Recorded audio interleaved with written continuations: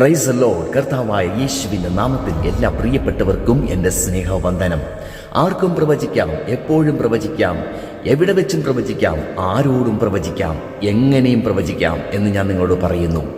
അതെ, മനുഷ്യന് സ്വന്തത്തിൽ നിന്ന് എടുത്ത് പ്രവചിക്കാൻ പറ്റും. അതുപോലെ തന്നെ ദുരാത്മാവിന് പ്രവചിക്കാൻ പറ്റും. ദൈവത്തിൻ്റെ ആത്മാവുള്ള മനുഷ്യന് ദൈവഹിതപ്രകാരമുള്ളതും പ്രവചിക്കാൻ പറ്റും. ഇന്ന് എന്നെ കേൾക്കുന്ന പ്രിയപ്പെട്ടവരെ, സഹോദരി സഹോദരന്മാരെ, ദൈവത്തിൻ്റെ അഭിഷിക്തരെ, പ്രവചന വരം പ്രാപിച്ച ദൈവത്തിൻ്റെ പ്രവാചകന്മാരെ, പ്രവാചകിമാരെ, അന്ത്യകാല ശുശ്രൂഷയുടെ ഉണർവിൻ്റെ വക്താക്കളെ, ഞാൻ നിങ്ങളെ നോക്കി ആത്മാവിൽ പറയുന്നു. അന്ത്യകാലത്ത് സകല ജഡത്തിൻ്റെ മേലും ഞാൻ എൻ്റെ ആത്മാവിനെ പകരും. നിങ്ങളുടെ പുത്രന്മാരും പുത്രിമാരും പ്രവചിക്കും എന്ന് വാഗ്ദത്തം ചെയ്ത യേശുവിന്റെ നാമത്തിൽ സ്ത്രീ പുരുഷ വ്യത്യാസമില്ലാതെ ഈ അന്ത്യകാലത്ത് കർത്താവ് നമ്മെ ഉപയോഗിച്ചു വരുമ്പോൾ നാം ജാഗ്രത ഉള്ളവരായിരിക്കണം. കാരണം ആർക്കും പ്രവചിക്കാം, എപ്പോഴും പ്രവചിക്കാം, ആരോടും പ്രവചിക്കാം, എങ്ങനെയും പ്രവചിക്കാം എന്ന കാലഘട്ടത്തിലാണ് നാം ജീവിക്കുന്നത്.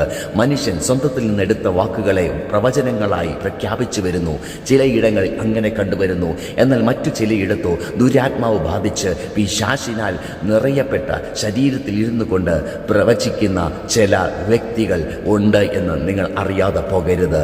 എന്നാൽ യഹോവയുടെ ആത്മാവ്, കർത്താവായ യേശുവിനെ മരിച്ചവരിൽ നിന്ന് ഉയർപ്പിച്ച പുനരുദ്ധാരണത്തിൻ്റെ ആത്മാവ് നിറഞ്ഞവരായി ആത്മനിയോഗത്തിൽ പ്രവചിക്കുന്നവരും നമ്മുടെ ഇടയിൽ ഉണ്ടെന്ന് നിങ്ങൾ അറിയാതെ പോകരുത്. കർത്താവിൻ്റെ നാമത്തിൽ ഞാൻ നിങ്ങളോട് പറയുന്നത് എന്തെന്നാൽ, അപ്പോസ്തല പ്രവൃത്തി 16:16 മുതലുള്ള വേദഭാഗത്ത് നാം കാണുന്നുണ്ട്.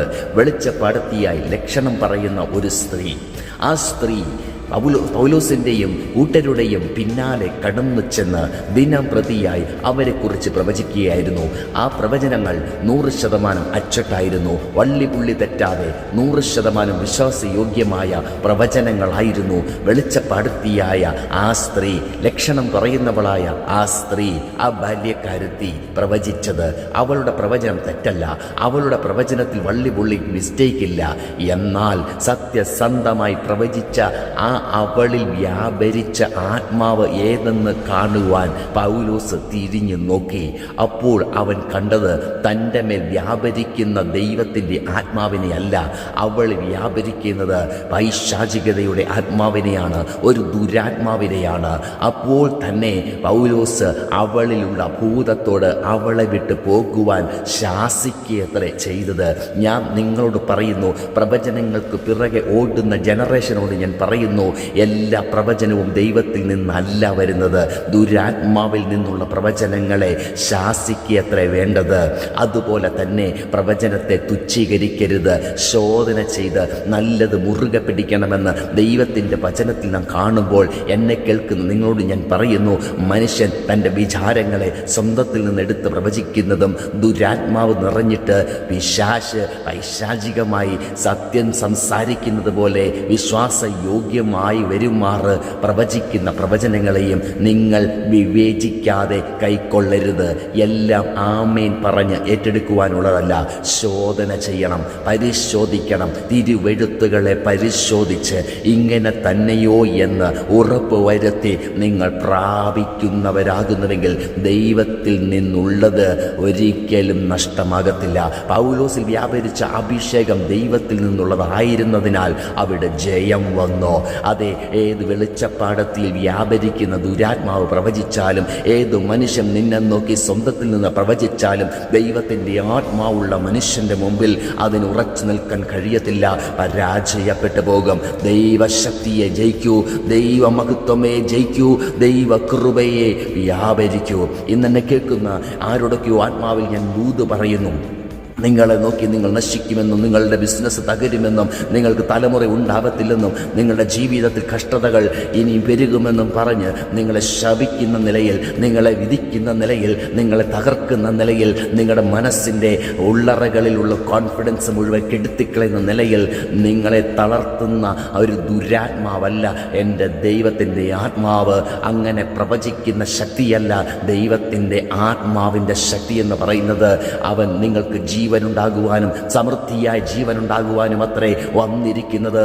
ആകയാൽ ചാവാറായ ശേഷിപ്പുകളെയും ജീവിപ്പിക്കുവാൻ കഴിയുന്നവൻ, ഉണങ്ങിയ അസ്ഥികളെ സൈന്യമാക്കി എഴുന്നേൽപ്പിക്കാൻ കഴിയുന്നവൻ എന്ന് നിന്നെ നോക്കി ഞാൻ പറയുന്നു.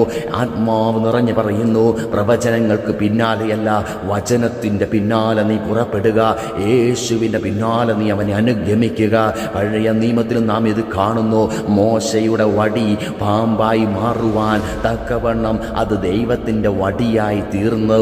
എന്നാൽ ആ വടിയുമായി ഫറവോൻ്റെ മുന്നിൽ ചെന്ന് നിൽക്കുമ്പോൾ ഫറവോൻ്റെ കൂടെയുള്ള ആഭിചാരകന്മാരും മന്ത്രവാദികാരും ക്ഷുദ്രപ്രയോഗക്കാരും അവരുടെ വടിയെയും സർപ്പമാക്കി മാറ്റിയെന്ന് നിങ്ങൾ മറന്നു പോകരുത്. അത്ഭുതം കാണിക്കാൻ പൈശാചിക മണ്ഡലത്തിന് കഴിയും. എന്നാൽ അവിടെ നാം കാണുന്നു മോശയുടെ വടി ആഭിചാരകന്മാരുടെ മന്ത്രവാദികളുടെ വടിയെ ആ സർപ്പത്തെ വിഴുങ്ങിക്കളയുന്നു, തോൽപ്പിച്ച് കളയുന്നു. ജയം എപ്പോഴും ദൈവജനത്തിനാണ്. ജയം എപ്പോഴും ദൈവശക്തിക്കാണ്. ഇരുട്ടിന് പിടിച്ചടക്കാൻ കഴിയാത്ത ഒരേ ഒരു വെളിച്ചമേ ലോകത്തിലുള്ളൂ. I am the light of the world എന്ന് പ്രഖ്യാപിച്ച യേശു ക്രിസ്തു തന്നെ. His name is Jesus Christ. ഇന്ന് ഞാൻ നിങ്ങളെ നോക്കി ആത്മാവിൽ പറയുന്നു, എല്ലാ അന്ധകാരത്തെയും നീക്കുന്ന, എല്ലാ പൈശാചിക കെണികളെയും കുടുക്കുകളെയും പൊട്ടിക്കുന്ന, അവൻ വെച്ചിരിക്കുന്ന കെണികളെ പൊളിച്ച് സംരക്ഷിച്ച് നിന്നെ നടത്താൻ മതിയായ യേശുവിൽ ആശ്രയിക്കുക. അവൻ്റെ വചനത്തിൽ വിശ്വസിക്കുക. വചനത്തിലൂടെയുള്ള പ്രവചനങ്ങൾ കൈക്കൊള്ളുക. നിങ്ങളെ ആരും തെറ്റിക്കാതിരിപ്പാൻ ജാഗ്രത പുലർത്തുക. പ്രാർത്ഥനയിൽ പോരാടുക. കള്ള പ്രവാചകന്മാർ ഇന്ന് എല്ലായിടത്തും സാത്താൻ്റെ ഏജന്റുകളായി പ്രവർത്തിക്കുന്നുണ്ടല്ലോ. ആകയാൽ തിളങ്ങുന്നതായും വളരെയധികം മാറ്റുള്ളതായും ഒക്കെ നിനക്ക് തോന്നുന്നതെല്ലാം പൊന്നാണെന്ന് കരുതരുത്. പണ്ടുള്ളവർ പറയാറില്ലേ, മിന്നുന്നതെല്ലാം പൊന്നല്ല. ഇന്ന് ഞാൻ നിങ്ങളോട് പറയുന്നു, മിന്നുന്നതിൻ്റെ എല്ലാറ്റിൻ്റെയും പിന്നാലെ പോകരുത്. സൂര്യനെ വെല്ലുന്ന ശോഭയുള്ള 10,000-ങ്ങളിൽ അതിസുന്ദരനായ നാസറനായ യേശു ക്രിസ്തുവിൻ്റെ പിന്നാലെ പുറപ്പെട്ടാൽ നീ ലജ്ജിച്ചു പോകത്തില്ല. കാണിപ്പാനിരിക്കുന്ന ദേശം നീ സ്വന്തമാക്കും. വാഗ്ദത്ത നാട്ടിൽ നീ എത്തും. നിത്യജീവനെയും നീ മുറുകെ പിടിക്കുക. ആകയാൽ ലോകത്തിലേക്ക് ചായരുത്. ലോകത്തിൻ്റെ ഇമ്പങ്ങളിൽ മുഴുകരുത്. വശീകരണ വാക്കുകളിൽ നീ വീണു പോകരുത്. ഈ ലോകത്തിൻ്റെ ചതിയെ, സാത്താൻ്റെ തന്ത്രങ്ങളെ നാം അറിയാത്തവരല്ലല്ലോ. അവനോട് എതിർത്തു നിൽപ്പിൻ, എന്നാൽ അവൻ നിങ്ങളെ വിട്ടു ഓടിപ്പോകും. ഈ വചനങ്ങൾ നിന്റെ കാതിൽ കേൾക്കുമ്പോൾ നിന്റെ ഹൃദയത്തിൻ്റെ ദൃഷ്ടി പ്രകാശിക്കട്ടെ, നിന്റെ കണ്ണ് തുറക്കട്ടെ. നീ ഈ ലോകത്തിൻ്റെ ഏതൊക്കെയോ ബ്ലെസ്സിങ്ങിന് വേണ്ടി ഓടാതെ സ്വർഗത്തിൽ നീക്കായി കർത്താവ് കൈപ്പണിയല്ലാത്ത ഭവനം കരുതിയിരിക്കുമ്പോൾ, നിത്യജീവന്റെ കിരീടം കരുതിയിരിക്കുമ്പോൾ, ഹല്ലേലൂയ, നിന്നെ ഉടിപ്പിക്കുവാൻ അവൻ തൻ്റെ തേജസ് മാറ്റിവെച്ചിരിക്കുമ്പോൾ അതിനായി പ്രയത്നിക്കുക, അതിനായി ഓടുക, അതിലേക്കായി പ്രത്യാശിക്കുക. പ്രത്യാശയുടെ സ്വീകാര്യത്തെ മുറുകെ പിടിക്കുക, തലയെ മുറുകെ പിടിക്കുക. ക്രിസ്തുവിനെ നീ കർത്താവിൻ്റെ നാമത്തിൽ മുറുകെ പിടിക്കുക. അവനല്ലയോ നിനക്കായി യാഗമായത്? അവനല്ലയോ ഈ നിനക്കായി ഉയർത്തെഴുന്നേറ്റത്? അവനല്ലയോ വീണ്ടും നിന്നെ ചേർപ്പാൻ വരുന്നവൻ? ആകയാൽ കാഹള ശബ്ദം മുഴങ്ങുമ്പോൾ ലജ്ജിച്ചു പോകാതിരിക്കേണ്ടതിന്, കൈവിടപ്പെടാതിരിക്കേണ്ടതിന് ലോകത്തിൻ്റെ ചായ്വുകളിൽ ചാഞ്ഞുകിടക്കാതെ കർത്താവിൻ്റെ മാറിലേക്ക് മടങ്ങി വരിക. സർവശക്തൻ്റെ നാമത്തിൽ ഉയരത്തിൽ അത്യന്ത ശക്തിയിൽ ഭേദാഭേദങ്ങളെ വിവേചിച്ചറിഞ്ഞ് നല്ലത് മുറുകെ പിടിക്കുക. പ്രവചനം അത് മാനുഷികമല്ല, അത് ദൈവികമത്രേ. അത് ദൈവ നിയോഗം പ്രാപിച്ചിട്ട് മനുഷ്യൻ സംസാരിക്കുന്നതത്രേ.